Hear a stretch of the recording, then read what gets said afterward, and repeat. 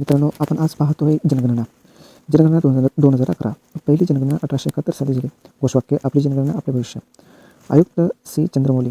एकूण लोकसंख्या 121 कोटी. जगाच्या 17.3%.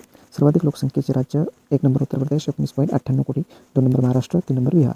सर्वात कमी लोकसंख्येचे राज्य किंवा केंद्रशासित प्रदेश: 1 नंबर लक्षद्वीप 64,000, 2 नंबर दमनदीव आणि राज्यात मात्र सिक्कीम आहे.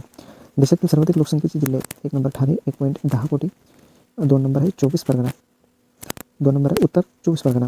वय रचनेवर परिणाम करणारे घटक: जन्मदर, स्थलांतर, मृत्यूदर. 2011च्या जनगणनेच्या दशलक्षी शहरे 53 आहेत. जमात व राज्य: अंगाती नागालँड, कोटा निलगिरी पर्वत, मुंडा झारखंड, चुतिया आसाम.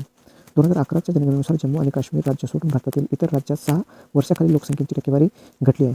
विकसनशील देशातील लोकसंख्या स्तूप, रुंद पाया आणि अरुंद माथा असतो.